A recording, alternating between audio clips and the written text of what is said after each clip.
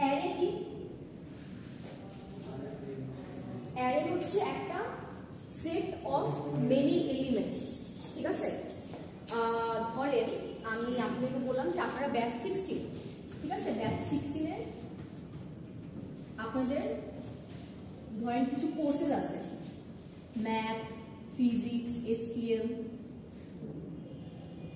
DS, হ্যাঁ, এরকম অনেকগুলো কোর্সেস আছে। আবার ব্যাচ 15 এর কি সেম কোর্সেস আছে? না, ডিফারেন্ট কোর্সেস আছে, তাই না? তাহলে আমি বলতে পারি যে ব্যাচ 16 আমার একটা অ্যারে, ব্যাচ 15 আরেকটা অ্যারে, এরকম করে batch 14, 13, 17 different batch, different array. কেন? কারণ ওদের ভিতরে এক একটা করে এলিমেন্ট আছে। আর এলিমেন্টগুলো কি নিজেদের মধ্যে এদের একটা সম্পর্ক আছে না? প্রত্যেকটা একটা সাবজেক্ট না, কোর্স না? আমি ধরেন ম্যাথ, ফিজিক্স, কেমিস্ট্রি, এসপিএল এগুলো পড়ার পর আমি আবার দেখলাম হচ্ছে যে চেয়ার টেবিল, হলো না তো, রাইট? সো মাথায় রাখা লাগবে যে একটা অ্যারে যেগুলো এলিমেন্ট থাকবে সেই এলিমেন্টগুলো অ্যাকচুয়ালি একই কাইন্ডের হবে, সেম টাইপের হবে, ঠিক আছে? তাহলে অ্যারে বোঝা গেছে। এখন আমি আপনাকে বললাম যে 1 3 9 6 5 7,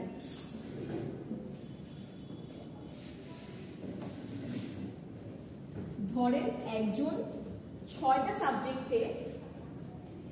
সাবজেক্টের কোনো একটা সিটিতে, ফার্স্ট সিটিতে এটা পাইছে। এখন আমি বলতেছি যে আপনার যেটা করা লাগবে সেটা হচ্ছে ফার্স্ট সিটির টোটাল মার্কসটা বের করা লাগবে, ঠিক আছে? বললাম যে একজন ধরেন এক্স, ঠিক আছে? তার নাম হচ্ছে এক্স, এক্স এর একটা কোর্সের ফার্স্ট সিটিতে এই নাম্বারগুলো আসছে 10 এর মধ্যে ধরেন। এখন সেটার নাম্বারগুলো বের করা লাগবে, টোটাল নাম্বারটা বের করা লাগবে। কেমনে করবেন? আপনারা কি 10, 3 প্রত্যেকটা ডিফারেন্ট ভ্যারিয়েবল নেবেন, ইন্ট a1, a2 বা x1, x2, x3, x6 পর্যন্ত নেবেন না। আমি যদি অন্য আরেকজনকে বলি যে আপনারা y এর জন্য নেন হচ্ছে 10টা এলিমেন্ট বা 10টা কোর্স, তখন কি করবেন? মানে যদি ডাইনামিক্যালি বলতে চাই যে n এর ভ্যালুটা এক একজনের জন্য এক একটা হবে, তখন আপনাদের ঝামেলা হয়ে যাবে না? ভ্যারিয়েবল এতগুলো ডিক্লেয়ার করবেন না। সো আপনারা কি করবেন? একটা ভ্যারিয়েবল ডিক্লেয়ার করবেন যে ভ্যারিয়েবলের ভিতরে ডিফারেন্ট এলিমেন্টস থাকবে। এখন এলিমেন্টস সংখ্যা কয়টা হবে সেটা আপনারা বলে দিতে পারবেন। তাহলে এখানে কয়টা আছে? লেন্থ কত? 6টা না? 6টা। n এর ভ্যালু 6, কিন্তু মাথায় রাখা লাগবে এইটা একটা অ্যারে, এই অ্যারের প্রথম ইনডেক্স বা পজিশনটা শুরু হয় 0 থেকে।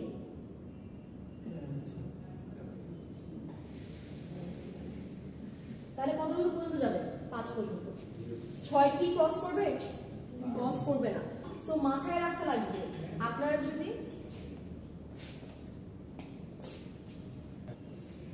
আমি যেটা বললাম সেটা হচ্ছে যে ইউজুয়ালি আপনারা যদি অ্যারে অ্যাক্সেস করতে যান, মাথায় রাখা লাগবে আমি যদি বলি আপনি সেকেন্ড টার্ম, অ্যারের সেকেন্ড টার্মটা নেন, এর মানে থার্ড এলিমেন্ট আমি চাচ্ছি।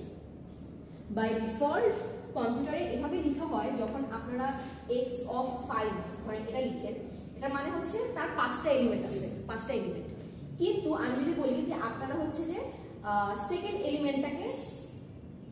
এলিমেন্টটা বলেন কত, আপনারা কিন্তু এই জিনিসটা সেকেন্ড এলিমেন্ট মানে হচ্ছে কি 1 পজিশনে, ঠিক আছে? তাহলে এভাবে লিখবেন 1, এটার ভ্যালু হচ্ছে 3। এইটা হচ্ছে int x of 5, এটার মানে হচ্ছে এটা একটা লেন্থ, এটা কিন্তু পজিশন না, এটা লেন্থ। ইনিশিয়ালাইজ এভাবে করতে হয়, আমি আসতেছি ইনিশিয়ালাইজেশনে।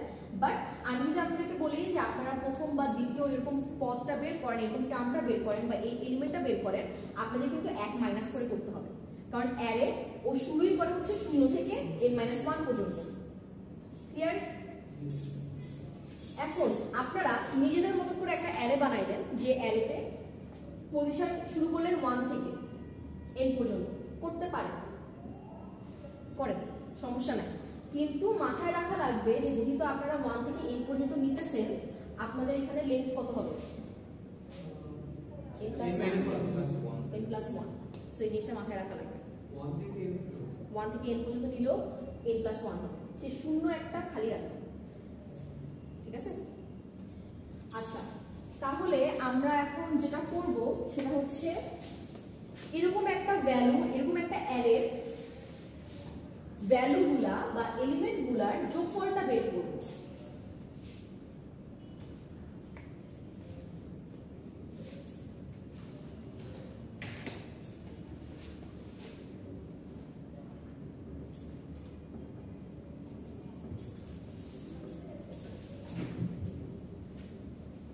এখন আমাকে বলে এই অ্যারেটার ভিতরে যেগুলো আছে প্রত্যেকটা এলিমেন্ট কি ধরনের এলিমেন্ট? ইন্টিজার। তাহলে অ্যারেটা কি ধরনের হওয়া লাগবে? Integer array. যদি আপনারা স্ট্রিং করতে চাইতেন তখন ক্যারেক্টার অ্যারে হয়ে যায়, ডিফারেন্ট। বুঝা গেছে? ভিতরে যে ডেটা টাইপটা দিবেন সেই ডেটা টাইপের উপর ডিপেন্ড করে এই অ্যারেটার ডেটা টাইপটা আমরা ডিক্লেয়ার করব। যদি ফ্লোট নিতে চান মাথায় রাখা লাগবে এখানে তাহলে একটা ভ্যালু ফ্লোট নেন, সমস্যা নেই। যদি ফ্লোট নাও নেন সমস্যা নেই, ও জাস্ট 10.00 চিন্তা করে নিন, ধরে নিন। ক্লিয়ার? এখন আমরা ইনিশিয়ালাইজেশনে আসি। আমরা ভ্যারিয়েবল ইনিশিয়ালাইজ কেমনে করি? int a = 1, correct? অ্যারেতে যখন আপনারা ইনিশিয়ালাইজ করবেন অবশ্যই মাথায় রাখা লাগবে যে লেন্থটা বলে দেওয়া লাগবে। সো আমি যদি আপনাদেরকে বলি যে আপনারা যে কোনো লেন্থ নেন, কোনো সমস্যা নেই, n, এই যে লেন্থের কথা যেটা দেখাইলাম যে লেন্থ সমান n, এটা বলা লাগবে না। তাহলে আপনারা সুন্দর মতন ধরেন a of 100, 100টা ঘর নিজের উপরে রেখে দিলেন। অর্থাৎ কি করবে এখানে কম্পিউটার মেমোরিতে কিভাবে কাজ করবে? ও 100টা ঘর এর জন্য ফাঁকা রেখে দিবে। ও ওয়েট করবে যদি আপনি কিছু দেন তাহলে ও এখানে 100টা ঘরে বসাবে কিছু, অবশ্যই সিকোয়েন্সিয়ালি বসাবে, এরকম না যে র্যান্ডমলি অ্যাক্সেস করবে। আমি 1 নাম্বার ঘরে বসাইলাম, 3 নাম্বার ঘরে বসাইলাম, 2, 5 ফাঁকা থাকলো, এরকম না। সে সিকোয়েন্সিয়ালি বসাবে। যদি আপনি পরে ধরেন 50টা নাম্বার বসালেন আর বাকি 50টা খালি রাখবেন, সো এটা কাইন্ড অফ মেমোরির কি বলে এটাকে, মেমোরি অপচয় হচ্ছে, বাট করতে পারে। এখন আমি যেটা করি সাধারণত সেটা হচ্ছে যে আমি বলি যে আপনার লেন্থটা নেওয়া লাগবে নিচের করে। তাহলে প্রথমে আপনারা n নেবেন, স্ক্যান করলেন, ঠিক আছে? n এই হচ্ছে আমাদের লেন্থ। এরপর অ্যারে ইনিশিয়ালাইজ যখন করবেন n দিবেন। যদি আপনারা n ইনিশিয়ালাইজ না করে এখানে n দিতে চান ও এরর দেখাবে, কারণ ও n চিনে না, ঠিক আছে? n তো একটা ভ্যারিয়েবল। সো আগে ইনিশিয়ালাইজ করে, যদি আপনারা স্ক্যানএফ n নাও নেন আগে কোনো সমস্যা নেই, বাট অ্যাট লিস্ট ইনিশিয়ালাইজ করা লাগবে, ঠিক আছে?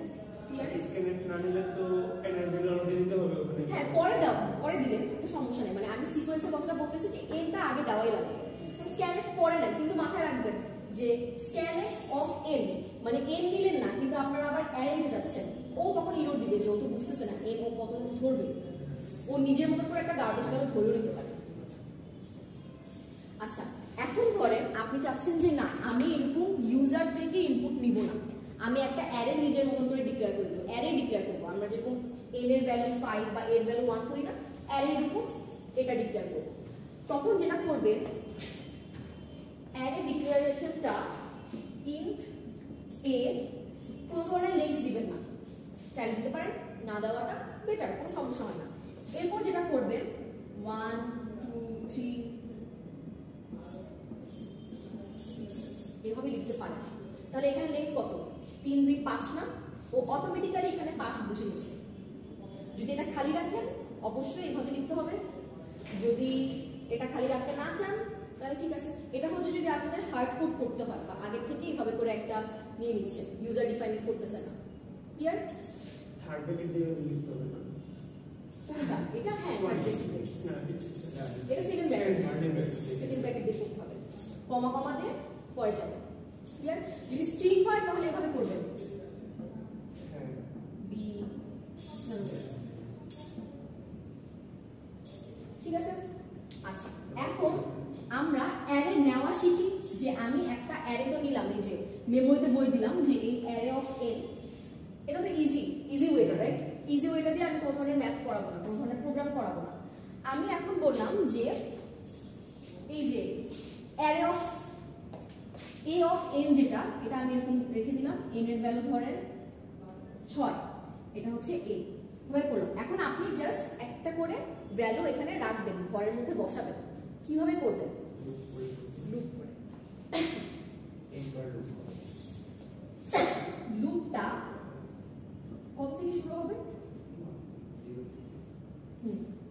1 আর 0 বলেন কে কোনটা বলতেছেন?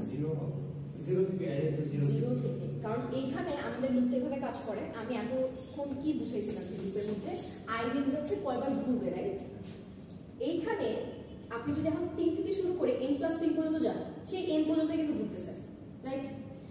সো আপনাদের তো অ্যাকচুয়ালি ম্যাটার করতেছে না ইনিশিয়ালাইজেশনটা কি হচ্ছে, আনলেস আপনারা এটার ভিতরে i এর ভ্যালুটাকে চেঞ্জ করতেছেন, তাই না? সো যেটা করবে অ্যারের মধ্যে অবশ্যই i এর ভ্যালুটা শূন্য রাখার ট্রাই করবে, কারণ এইখানের আইটা আমাদের আইটারেশনের আই না, এখানের আইটা আমাদের ইন্ডেক্সিং এর আই আমরা হিসেবে চিন্তা করতেছি। দুইটা এক কাজ অ্যাকচুয়ালি সেমই হচ্ছে, বাট অ্যারের আইটা একটু ডিফারেন্ট ওয়েতে কাজ করে। ক্লিয়ার? সো এটা একটু রেস্ট্রিক্টেড, যে চাইলে আমরা 1 দিলাম 3 দিলাম হবে না। তাহলে i এর ভ্যালুটা আমরা শূন্য থেকে শুরু করলাম, i এর ভ্যালুটা কতক্ষণ যাবে? n এর কম পর্যন্ত, i প্লাস প্লাস। এখন আমি তো বললাম কি ভ্যালু নিচ্ছি ইউজার থেকে, ফার্স্ট আমি n নিয়ে ফেলছি,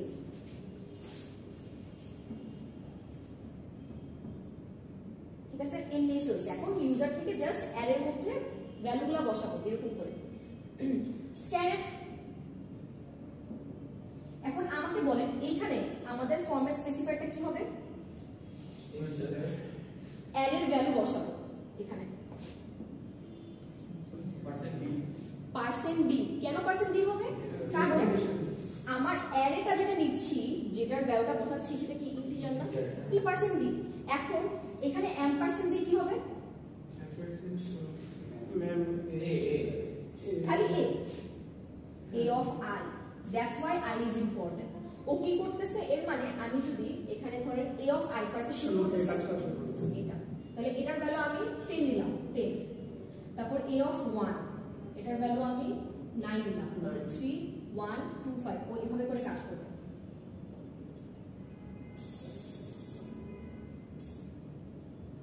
ঠিক আছে, বুঝতে পারছি? তো এইভাবে করে ও একটা অ্যারে সাজাবে, এই জিনিসটা এখানে ও লিখে ফেলবে। এখন আমার কোয়েশ্চেন হচ্ছে, আমি যদি এখানে ইকুয়াল দিই কি হবে? 0 থেকে n পর্যন্ত বেশি হয়ে যাচ্ছে হিসাব করে, কারণ 0 থেকে শুরু হচ্ছে। হ্যাঁ, এইটাকে বলা হয় আউট অফ বাউন্ড। আপনি পজিশন রাখতেছেন 5টা, ঘর রাখতেছেন 5টা, কিন্তু আপনি ঠিকই এক্সট্রা একটা সংখ্যা নিয়ে একটা ঘরের মধ্যে ঢুকানো যায়, মানে একটা করতে যাচ্ছেন, রাখতে যাচ্ছেন, বাট অ্যালোকেট তো হবে না, কারণ ঘরই তো নাই। সো এটাকে বলা হচ্ছে আউট অফ বাউন্ডস। এইখানে অ্যারের out of bounds.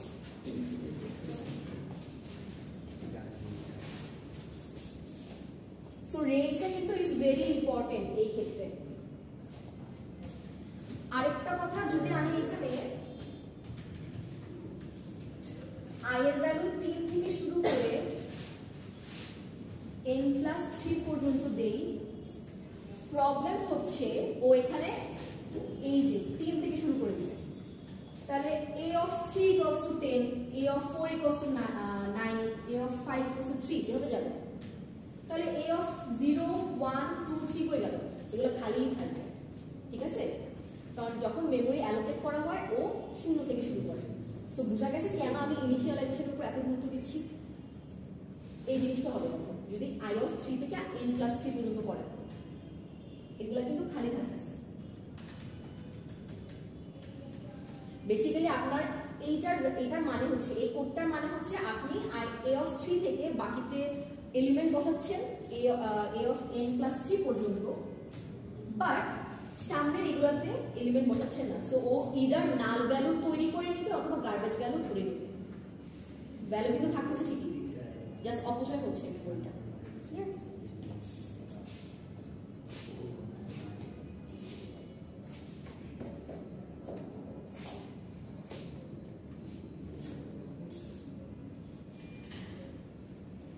Out of bound লিখছেন সবাই, বুঝছেন? এখন আমি হচ্ছে কি বললাম যে প্রত্যেকটার যোগফল লিখবো। তাহলে যেহেতু আমি এক একটা করে রাখতেছি এখানে i3 a of i,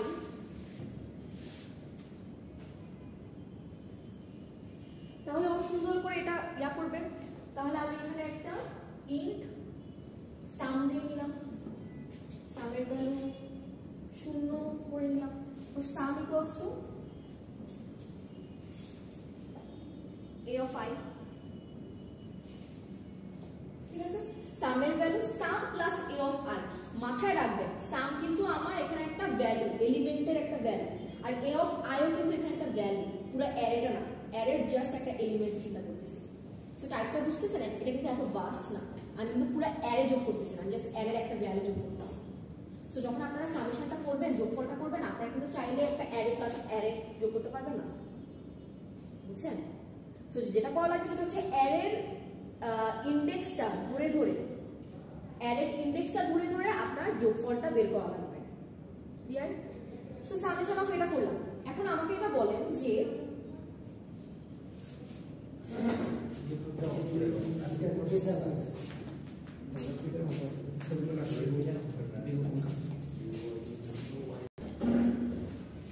তাহলে সামেশনটা বের হলো। এখন আমার কোয়েশ্চেনটা হচ্ছে আপনারা সামেশন দেখাবেন যে সাম ইকুয়ালস টু সামথিং, সাথে এই যে আমি যে ফার্স্টে একটা নিছি, ভ্যালুগুলো নিছি, একটা অ্যারেতে স্টোর করছি, সেই অ্যারেটা প্রিন্ট করবেন পুরাটা, তারপর সামেশন দেখাবেন। কিভাবে করবেন? অ্যারে প্রিন্ট কিভাবে করবেন? আমি এই কোডের উপরে রিরাইট করি, সমস্যা আছে কারণ? এটার পরে যেটা করবেন সেটা হচ্ছে, যেহেতু অ্যারে নেওয়ার জন্য, অ্যারেতে ইনপুট নেওয়ার জন্য আপনারা অলরেডি একটা ফর লুপ নিছেন, অ্যারে থেকে ওই ইনপুট মানে ওই ইনপুটের ভ্যালুগুলার আউটপুট শো করার জন্য কিন্তু ওই আরেকটা ফর লুপ নেওয়া লাগবে। সেটা সেম ওয়েতে 0 থেকে n পর্যন্ত যাবে, কিন্তু এখানে স্ক্যানএফ এর জায়গায় কি হবে? প্রিন্টএফ। অ্যারের প্রত্যেকটা এলিমেন্ট প্রিন্ট করবে। হ্যাঁ, ভালো অ্যারের প্রত্যেকটা এলিমেন্ট একবার করে প্রিন্ট করবে। ও কি করবে? ও হচ্ছে যে অ্যারেটার প্রত্যেকটা ঘর পর্যন্ত যাবে, আইটারেট করবে ঘরে, আর হচ্ছে জাস্ট আই এর ভ্যালুটা প্রিন্ট করতে যাবে। আমি এখানে টি দিয়ে দিলাম, একটা ট্যাব পরিমাণ ইয়া করবে। আর ধরেন প্রিন্ট, যেহেতু আমি সামেশনটা অলরেডি আগে হিসাব করে রাখছি, তাহলে প্রিন্টএফ বাইরে একটা দিলেন। আপনারা তো আর চাচ্ছেন না যে বারবার প্রিন্ট করুন, তাই না? তাহলে প্রিন্টএফ এখানে হচ্ছে যে ডি দিয়ে সাম, এটা হচ্ছে নতুন আরেকটা ফর লুপ। তাহলে ইনপুট নেওয়ার জন্য একটা ফর লুপ, আউটপুট নেওয়ার জন্য একটা ফর লুপ। অ্যারে বোঝা গেছে?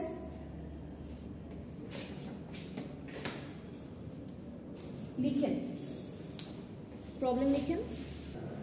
আচ্ছা, sort and array in ascending and descending order, অনেকটা আপনার এটার মতনই, জাস্ট মাথায় রাখবেন মিনিমাম আর ম্যাক্সিমামের সাথে যেরকম কম্পেয়ার করছিলেন না, আগেরটার সাথে পরেরটার একটা তুলনা করবেন। হ্যাঁ, তুলনা করে সোয়াপ করবেন। সোয়াপিংটা পারেন আপনারা? একটা টেম্পোরারি, ওই যে আমি মাত্র ফিবোনাচিতে যেটা দেখাইছিলাম, হ্যাঁ, সেখানে তো এ বি সি অলরেডি আমরা নিছিলাম, এ বি এর সি এর এক একটা সিগনিফিকেন্স ছিল, বাট সোয়াপিং এ আপনারা জাস্ট একটা টেম্পোরারি ভ্যারিয়েবল নেবেন। টেম্পোরারি ভ্যারিয়েবল নিয়ে ধরেন এটাকে টেম্পোরারি ভ্যারিয়েবলে রাখলেন, তারপর এর মধ্যে বি রাখলেন, আবার বি এর মধ্যে টেম্পোরারি ভ্যারিয়েবল রাখলেন, সোয়াপ হয়ে গেল। ঠিক আছে? সো এটা করবেন ইন অ্যাসেন্ডিং এন্ড ডিসেন্ডিং অর্ডারটা নিজে থেকে ট্রাই করবেন।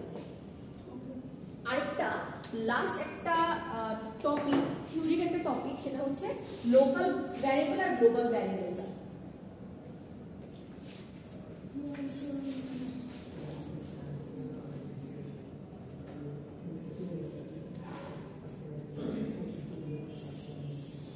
লোকাল আর গ্লোবাল ভ্যারিয়েবলটা হচ্ছে আমরা যখন ইউজুয়ালি আমরা কি জানি, জেনারেলি যখন আমরা ভ্যারিয়েবল ডিক্লেয়ার করি ইন্ট মেইন,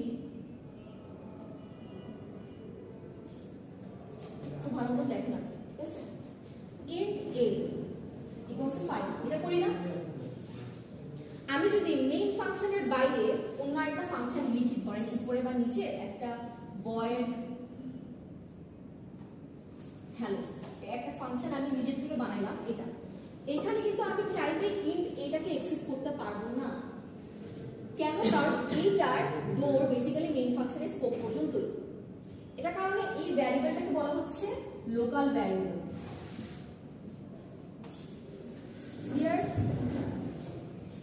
আমি যদি কোনো একটা ভ্যারিয়েবলকে এমন ভাবে ইয়া করতে চাই যে ও প্রত্যেকটা ফাংশনে কাজ করে, এটা কিন্তু একটা ফাংশন ভয়েড হ্যালো যেটা লিখলাম, ইউজার ডিফাইন্ড ফাংশন আমি পড়াবো আপনাদেরকে আজকে যদি পারি ইউজার ডিফাইন্ড ফাংশনে ধরে এরকম হইলো যে আমি ইন্ট এ টা ইয়া করতে যাচ্ছি, এটা বেসিক্যালি অ্যাক্সেস করতে যাচ্ছি, আমি চাইলে পারবো, আমার তখন এটাকে পাস করে এখানে একটা ইন্ট এ নেওয়া লাগবে, তারপর অনেক ঝামেলা। সো এটা কি করা যায়, আমি গ্লোবালি এটাকে লিখতে পারি। গ্লোবালি কিভাবে লিখবো, এখানে আমার হেডার ফাইল থাকে না,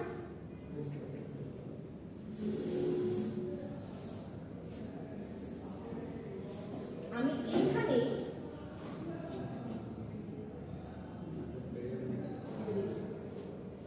তাহলে আমার প্রত্যেকটা ফাংশনের জন্য এই ভ্যালুটা সত্য হবে, প্রত্যেকটা ফাংশনে আমি এটাকে অ্যাক্সেস করতে পারবো। এটাকে বলা হচ্ছে গ্লোবাল ভ্যারিয়েবল।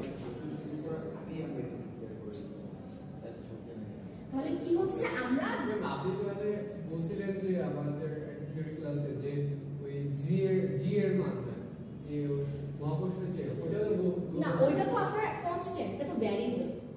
তখন সেটা আবার ডিফাইন করতে হবে, ডিফাইন জি 9 পয়েন্ট সামথিং, ঠিক আছে, ওটা ডিফারেন্ট। ওটা হচ্ছে আপনারা যখন কনস্ট্যান্টের জন্য করতেছেন, ধ্রুবকের জন্য করতেছেন, বাট যদি ভ্যারিয়েবল করতে চান, এই ভ্যারিয়েবলটা ধরেন আপনারা পরে আবার a++ করলেন, সেটা এই মেইন ফাংশনের জন্য চেঞ্জ হয়ে যাবে এই ভ্যারিয়েবলের ভ্যালুটা, বাট আমরা ইনিশিয়ালাইজ করা লাগছে না, ডিক্লেয়ার করা লাগছে, যদি সবখানে আমরা এই এটা পাচ্ছি, ইউজ করতে পারছি। আচ্ছা, এখন তাহলে লিখেন differences between global variable and local variable. প্রথমে হচ্ছে সিনট্যাক্সটা দিবেন, local variable must be inside a function, main function or user defined function. এটা কিন্তু থিওরির জন্য বলতেছি। হ্যাঁ, differences between global variable and local variable.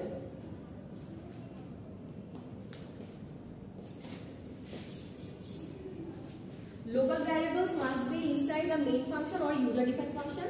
Global variable should be declared before a function is started. এভাবে লিখেন নিজেদের মতো করে। তারপর সিনট্যাক্সটা লিখবেন। তাহলে দেখো প্রথম পয়েন্টটা আপনারা বুঝলেন, একটা হচ্ছে মেইন ফাংশনের ভিতরে করবেন, আর একটা হচ্ছে বাইরে করবেন। সেকেন্ড পয়েন্টটা হচ্ছে একটা সিনট্যাক্স দিবেন। ধরো থার্ড পয়েন্টটা কি হবে, শর্ট করে লিখেন, কিন্তু পুরোটা একদম এখন লেখা লাগবে, শর্ট করে লিখেন, নোটটা পরে ঠিক মতো ইয়া করেন, সাজায়। ফার্স্ট একটা হচ্ছে যেটা বললাম যে এই লোকাল ভ্যারিয়েবলটা মেইন ফাংশন বা ইউজার ডিফাইন্ড ফাংশনের ভিতরে লেখা লাগে, আর গ্লোবাল ভ্যারিয়েবলটা এই ফাংশনগুলোর বাইরে ডিক্লেয়ার করা লাগে। সেকেন্ডটা হচ্ছে একটা সিনট্যাক্স দিলেন, গ্লোবাল ভ্যারিয়েবল এভাবে করতে হয়, লোকাল ভ্যারিয়েবলটা এভাবে করতে হয়। এরপর থার্ড ফাংশনটা, থার্ড ইয়াটা হচ্ছে, পয়েন্টটা হচ্ছে a local variable cannot be accessed outside the function that it has been declared to. মানে লোকাল ভ্যারিয়েবলটা যেখানে ডিক্লেয়ার করা হয়েছে সেই ফাংশনের বাইরে যে আমি এটাকে অ্যাক্সেস করতে পারবো না, ঠিক আছে। আর গ্লোবাল ভ্যারিয়েবল কোডের যে কোনো প্রান্ত থেকে এটাকে অ্যাক্সেস করা যায়। ক্লিয়ার? তো লিখেন নিজের মতো করে।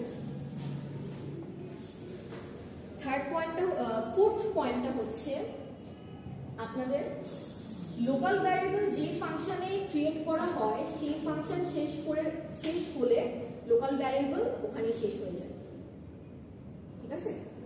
আর গ্লোবাল ভ্যারিয়েবল যতক্ষণ পর্যন্ত কোড এক্সিকিউট হয় লাইফ থাকে এটা। ক্লিয়ার? এভাবে করে নিজেদের মতন করে কিছু ডিফারেন্সেস দিতে পারেন, দিবেন।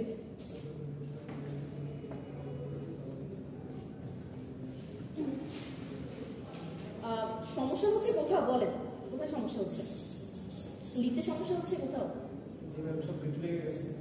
আচ্ছা, প্রথমটা ছিল হচ্ছে লোকাল ভ্যারিয়েবল মেইন ফাংশন বা ইউজার ডিফাইন্ড ফাংশনের মধ্যে ডিক্লেয়ার করা লাগে বা ইনিশিয়ালাইজ করা লাগে, আর গ্লোবাল ভ্যারিয়েবল হচ্ছে এই ফাংশনগুলো মেইন ফাংশন ইউজার ডিফাইন্ড ফাংশনের বাইরে করা লাগে, ঠিক আছে।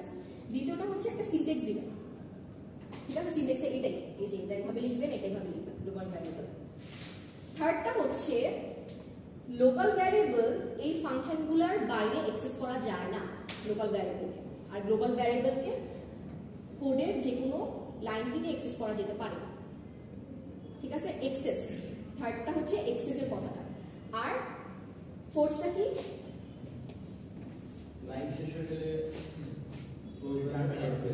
গ্লোবালটা পুরো হ্যাঁ। 4 নাম্বারটা হচ্ছে ক্রিয়েশন এন্ড এক্সিকিউশন।